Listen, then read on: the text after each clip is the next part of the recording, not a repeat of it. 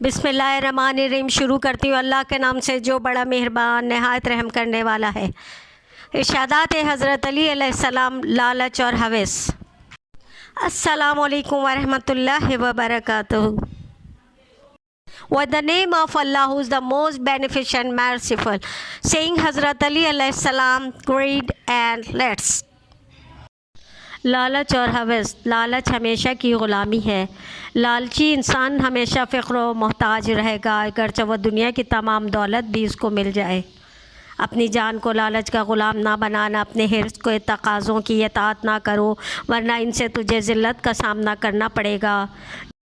जो कुछ तेरे हाथ में हो इसे महफूज रखना, दूसरों के आगे दस्ते तलब बढ़ाने से बेहतर है। सबसे बड़ी अक्लमंदी यह है कि दूसरों के हाथ में जो है इसकी आस ना रखी जाए। जो अल्लाह के दिए हुए रिज़्क़ पे खुश रहेगा वो ना मिलने वाली चीज़ों पे रंजीदा नहीं होगा। यास की तलक़ी का सह लेना लोगों के आगे हाथ फैलाने से बेहतर है। जो अपनी हाजत लोगों से पूरी करवाना चाहता है बिला आखिर महरूमी का शिकार हो जाता है। अगर हस्बे मंशा तुम्हारा काम ना बन सके तो जिस हाल में हो मगन रहो। क़नात से बढ़ के कोई सल्तनत नहीं और खुशखल्क़ी से बढ़ के कोई ऐश व आराम नहीं। जो शख्स मुख्तलिफ़ चीज़ों का तलबगार होता है इसकी सारी तदबीरें नाकाम हो जाती हैं। जो कुछ तुम्हारे हाथ में उसे महफूज रखना दूसरों के आगे दस्ते तलब बढ़ाने से बेहतर है।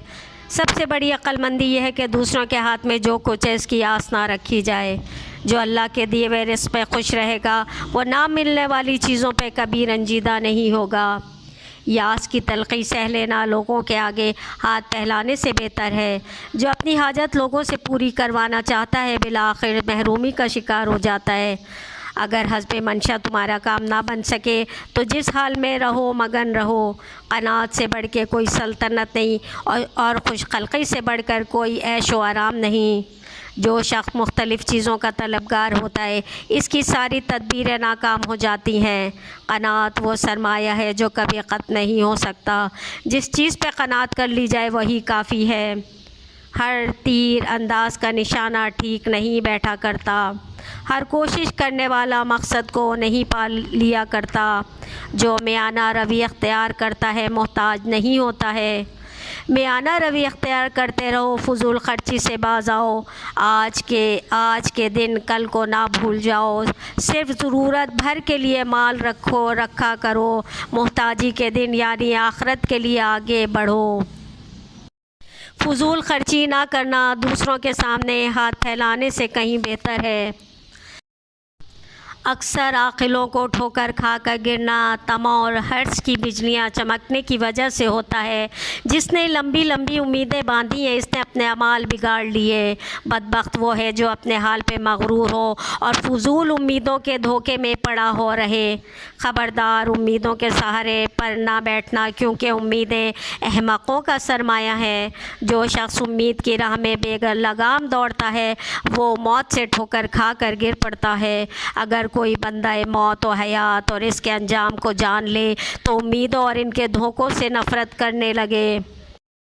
क्या तुमने इन लोगों को नहीं देखा जो दूर की उम्मीदें लगाए बैठे थे, जिन्होंने मजबूत महल बनाए थे और ढेरों माल जमा किया था? किस तरह इनके घर कब्रों में बदल गए और जमा शुदा दौलत तबाह हो गई और इनका माल वारिसों का हो गया। बेहतरीन दौलतमंदी यह है कि तमन्नाओं को तर्क करो।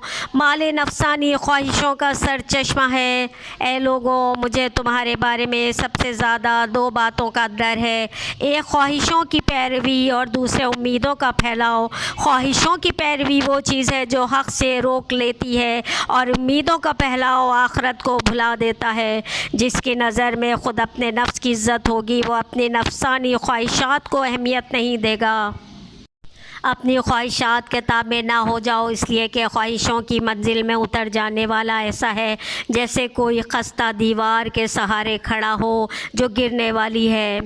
ज़माना जिस्म को कमज़ोर और आरज़ुओं को तरोताज़ा करता है और मौत को करीब और आरज़ुओं को दूर करता है। जो ज़माने से कुछ पा लेता है वो भी रंज सहता है और जो कुछ खो देता है वो तो दुख झेलता ही है। बहुत से लोग ऐसी चीज़ों के लिए कोशिश करते हैं जो इनके लिए नुकसानदेह होती है।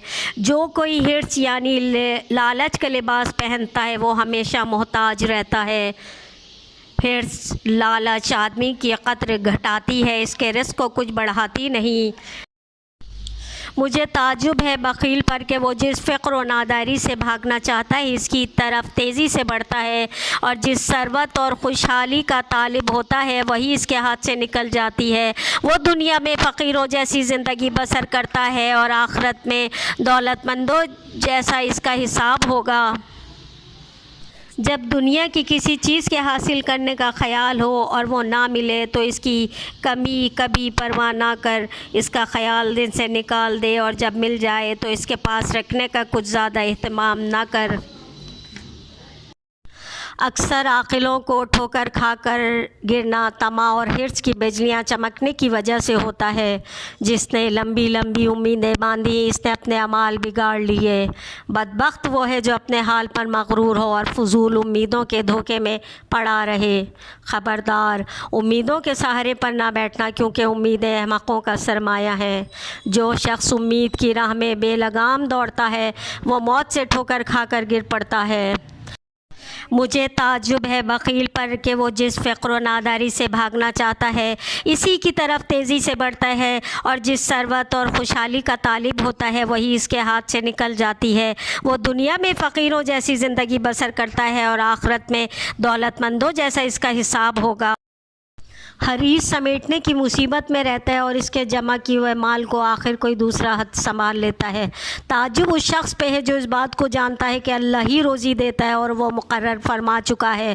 इसकी कोशिश से मुकर्ररा मकदार में ज़र्रा बराबर भी ज़्यादती नहीं हो सकती थी, तो फिर क्यों इसकी तलब में हिर्स और शब रोज़ में तकलीफ़ उठा रहा है। मुझे ताज्जुब है बख़ील पर कि वो जिस फ़क्र व नादारी से भागना चाहता है इसी की तरफ तेज़ी से बढ़ता है, और जिस सरवत और खुशहाली का तालिब होता है वही इसके हाथ से निकल जाती है। वो दुनिया में फ़कीरों जैसी ज़िंदगी बसर करता है और आखिरत में दौलतमंदों जैसा इसका हिसाब होगा।